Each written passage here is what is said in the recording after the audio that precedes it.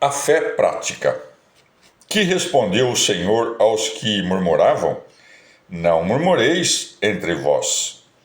E disse em certo modo: Eu sei porque não tendes fome desse pão, e nem o compreendeis, nem procurais. Não murmureis entre vós. Ninguém pode vir a mim, se o Pai que me enviou o não atrair. Grande valor o da graça. Ninguém vem sem ser atraído. Se não quereis errar, não vos ponhais a julgar quem é que o Pai atrai e quem não atrai. Porque é que atrai este e não atrai aquele. Ouvi e entendei. Se ainda não sois atraídos, orai para que o sejais. Que dizemos nós, irmãos? Se somos atraídos para Cristo, a nossa fé sofre constrangimento, usa-se de violência, não se excita à vontade. Pode alguém entrar constrangido na igreja e pode aproximar-se constrangido do altar e pode receber um sacramento constrangidamente. Não pode ser constrangido a crer. Se o ato de fé fosse realizado pelo corpo, poder-se-ia ser constrangido a crer. Mas não é com o corpo que se faz o ato de fé. Ouvi o apóstolo. Com o coração acredita-se para a justiça, mas é com a boca que se faz a confissão para conseguir a salvação. Esta confissão surge da raiz do coração. Por vezes, ouvis alguém a pronunciar a fórmula da confissão da fé, e não sabeis se acredita. Todavia, não deveis dizer que confessa a fé aquele que julgais não ter fé. Confessar é dizer o que se tem no coração. Se tendes no coração uma coisa e dizeis outra, falais, mas não confessais. Se a fé em Cristo reside no coração, se ninguém acredita constrangidamente, e se aquele que é atraído para ser constrangido, como resolveremos esta questão? Ninguém pode vir a mim se o Pai que me enviou o não atrair? Serão saciados. Onde poderemos consegui-lo? Consegui-lo-emos depois melhor, mais verdadeiramente, mais plenamente. Agora temos esperança firme.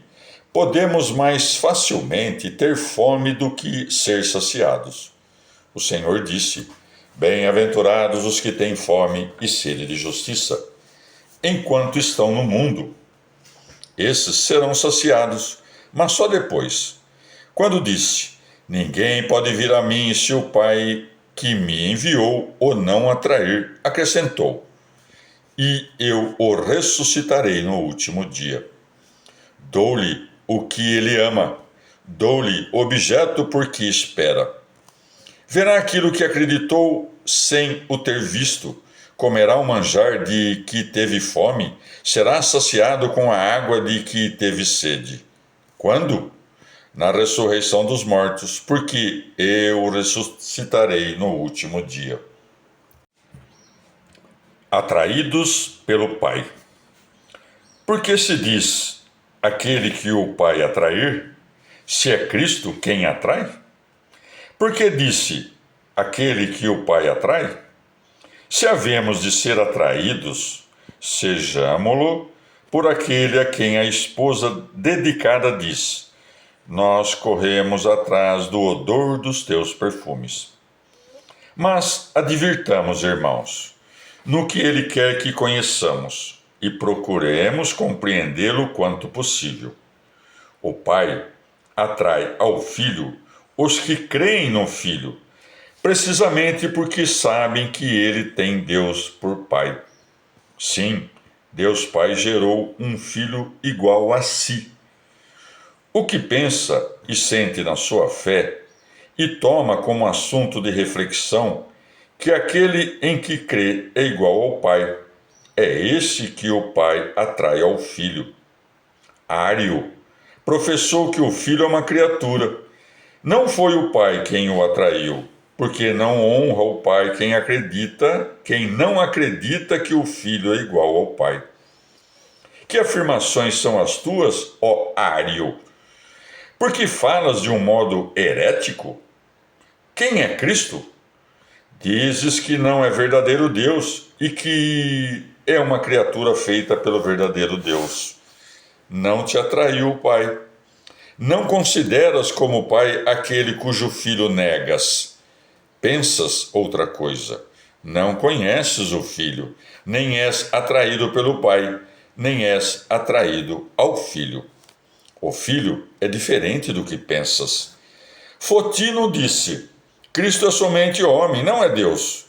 O Pai não atraiu o que assim forma sua fé. O Pai atraiu o que diz: Tu és o Cristo, o Filho do Deus vivo. Não és como o profeta, nem como João, nem como alguns justo notável. És o Cristo, o Filho do Deus vivo, o Filho único e igual.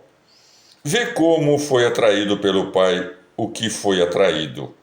Bem-aventurado és, Simão, filho de João, porque não foi a carne e o sangue que te revelou, mas meu Pai que estás nos céus. Esta revelação identifica-se com a atração. Mostras um ramo verde à ovelha e atrai-la. Mostram-se nozes ao menino e ele é atraído. É atraído para onde corre, e é atraído por meio do amor, e é atraído sem prejuízo para o corpo, e é atraído pelo vínculo do coração. No meio de delícias e gozos terrenos, as coisas que se revelam aos corações que amam têm a força de os atrair, pois é verdadeira a expressão do poeta. Cada qual é atraído pelo seu prazer, e Cristo, revelado pelo Pai, não terá força de atrair?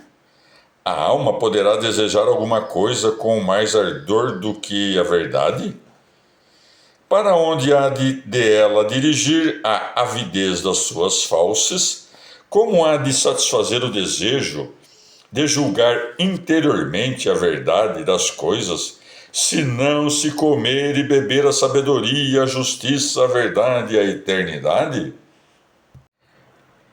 A orla do vestido. Dirá alguém: se é atraído, vem violentado. Se vem violentado, não crê. Se não crê, não vem. Nós não corremos para Cristo caminhando, corremos para Cristo acreditando. Não é pelo movimento do corpo que nós nos aproximamos de Cristo, é pela vontade do coração. A mulher que tocou a orla do vestido do Senhor estabeleceu com ele um contato mais estreito do que a multidão que o comprimiu. Por isso o Senhor perguntou: Quem me tocou? E os discípulos disseram admirados: As multidões apertam-te e comprimem-te, e perguntas: Quem me tocou? E Jesus disse: Alguém me tocou. A mulher toca o Senhor, e a multidão comprime-o. Que quer dizer tocou-o? Quer dizer acreditou. Também o Senhor, depois da ressurreição, disse a outra mulher que quis lançar-se aos seus pés: Não me toques, porque ainda não subi para meu Pai. Não me toques. Tu julgas que eu sou só o que vês. Que quer dizer isto? Tu julgas que eu sou apenas o que é alcançado pela vista, mas não creias assim. Tal é o significado da expressão: não me toques, porque ainda não subi para meu Pai. Não subi de modo a poder ser observado por ti. À tua vista não subi, porque nunca me afastei do Pai. Se a mulher o não tocava, encontrando-se ele ainda na terra, como podia tocá-lo quando subia ao Pai? Todavia foi assim que ele quis ser tocado. É tocado pelos que bem o tocam, pelos que o conhecem enquanto permanece com o Pai, enquanto é igual ao Pai. As delícias do Espírito. Atendei com bastante interesse às palavras. Ninguém pode vir a mim se o Pai que me enviou o não atrair. Não penseis que sois atraídos constrangidamente. A alma também é atraída pelo amor. Não devemos recear os homens que tomam à letra as palavras e estão bastante afastados da consideração do que tem um sentido divino. Talvez se aproveitem deste texto das Santas Escrituras para nos repreenderem e dizerem: como posso eu crer livremente se sou atraído? Eu respondo: pode alguém ser levado pela vontade e ser também atraído pelo prazer. Que é ser atraído pelo prazer?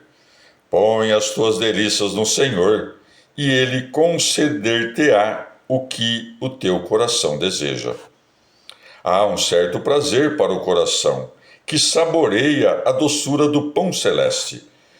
Se o poeta se permitiu dizer: cada qual é atraído pelo seu prazer, vê-se que nem sempre o que atrai é a necessidade. Muitas vezes é o prazer. Nem sempre é a obrigação. Muitas vezes é o deleite.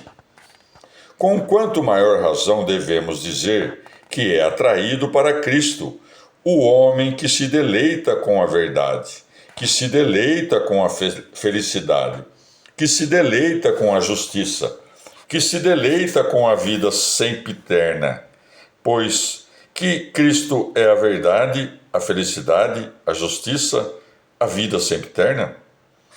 Se os sentidos do corpo têm suas delícias, por que não há de ter delícias o espírito? Se o espírito não tem as suas delícias, não se explica o que diz o Salmo: os filhos dos homens esperarão à sombra das tuas asas, embriagar-se-ão com a abundância da tua casa, e tu os farás beber na torrente das tuas delícias, porque em ti está a fonte da vida, e na tua luz veremos a luz. Dai-me alguém que ame, e esse sentirá o que afirmo. Dai-me alguém que tenha anseios. Dai-me alguém que sinta fome. Dai-me alguém que peregrine e experimente sede nesta solidão e suspire pela fome na prática eterna. Dai-me alguém que experimente esses sentimentos. Esse sabe a verdade com que falo. Se eu falar a um insensível, esse não sabe o que eu digo. Tais eram os que murmuravam entre si. O Senhor disse: o que o Pai atrair, vem a mim. Vida interior. Está escrito nos profetas: e serão todos ensinados por Deus. Ó judeus, por que disse eu isto? Se o Pai não vos ensinou, como podeis conhecer-me? Todos os homens daquele reino serão ensinados por Deus, e nada ouvirão dos homens. E embora ouçam dos homens, o dom da compreensão é conhecido interiormente, cintila interiormente, é revelado interiormente. Que fazem os homens quando pregam exteriormente?